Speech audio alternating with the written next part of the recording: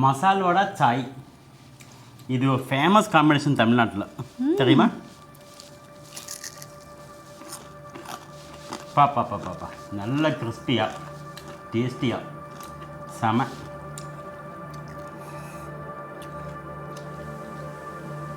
మసాలా వడ మనం ఓన్లీ పచ్చిశనగపప్పుతో చేసుకోవచ్చు, లేదంటే పచ్చిశనగపప్పు పెసరపప్పుతో చేసుకోవచ్చు. ఇంకొక విధంగా కావాలంటే పచ్చిశనగపప్పు ఇంకా కందిపప్పు కలుపుకొని కూడా చేసుకోవచ్చు. నేను మాత్రం ఇప్పుడు మీకు పచ్చిశనగపప్పు కందిపప్పు కలిపి మసాలా వడ ఎలా చేయాలో చూపిస్తున్నాను. దానికోసం నేను 2 కప్పులు పచ్చిశనగపప్పుని తీసుకున్నాను, 1 కప్పు కందిపప్పుని తీసుకుంటున్నాను.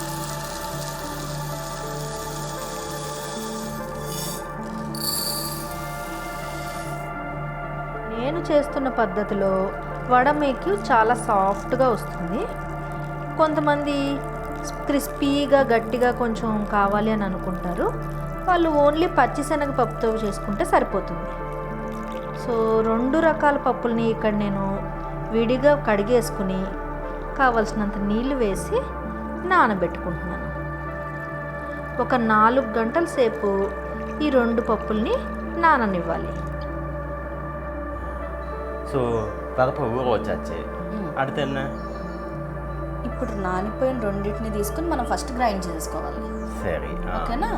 దానికన్నా ముందు మనం ఒక గుప్పెడు శనగపప్పుని పక్కన పెట్టుకోవాలి. ఎందుకంటే వడ వేసుకునేటప్పుడు కొద్దిగా అందులో వడపిండిలో కలుపుకోవాలి.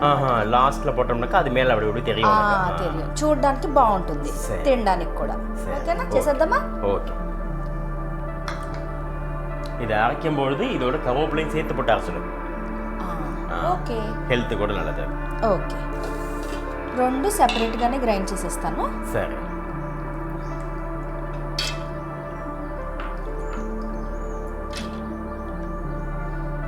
నీళ్లు తక్కువ ఉండేలా చూసుకోవాలి, ఎందుకంటే గట్టిగా ఉండాలి కదా వడకి.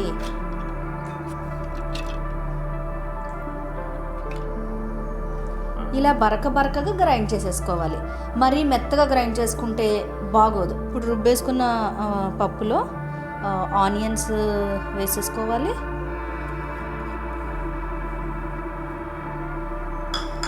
తర్వాత మనం ఆల్రెడీ పెట్టుకున్న శనగపప్పు, ఇంకా ఉప్పు,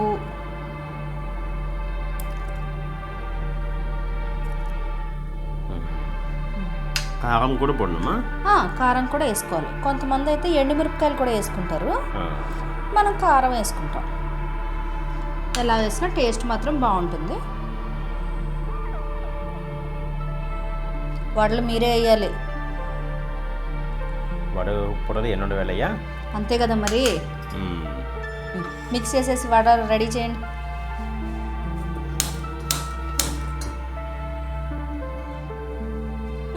மசால் வடை எப்போதுமே கொஞ்சம் சின்ன சைஸில் தான் போடணும். நம்ம மெது வடை சாப்பிட்ற மாதிரி ரொம்ப பெரிய சைஸில் போடக்கூடாது. இல்லை, மெதுவடை అంటే బ్లాక్ గ్రామ్తో செய்வோம் இல்லையா, ఉளுந்து వடை. నార్మల్ తింటాం కదా టిఫిన్కి. ఓకే, அது பெருசு செய்யலாம். ఇది மட்டும் చిన్న செய்யணும். ఓకే, అంటే ఫస్ట్ ఉండలో ఇలా చేసేసుకుంటే బెటర్ కదా. సో సీక్రమా పోట్లా நம்ம.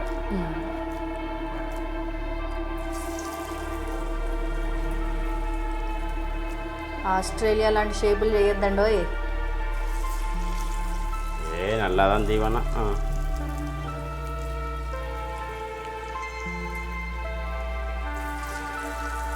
மசாலா நிறையா போட்டுடக்கூடாது,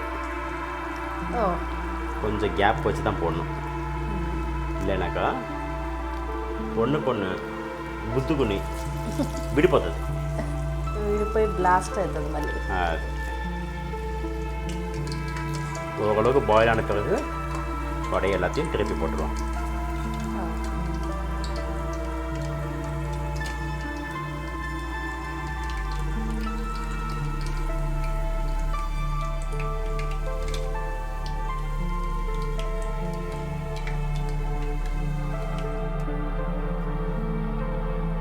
சின்ன சின்ன கொண்டே செஞ்சுக்கிட்டு நல்லா 3 விரலை வச்சு வச்சுக்கேன். லைன் மாதிரி விடும். அதுதான் லுக் அழகாகும்.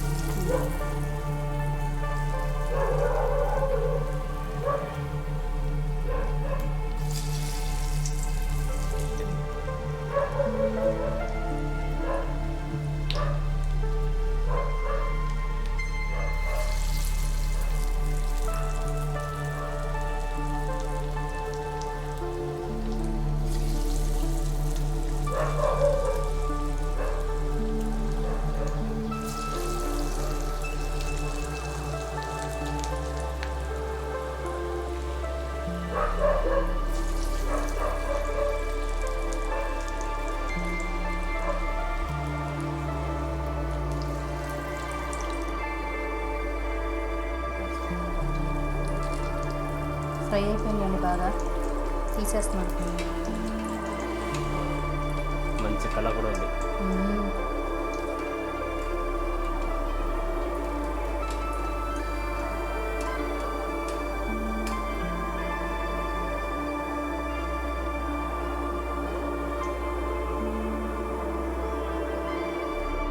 నోరూరించే మసాలా కూడా రెడీ అయిపోయింది.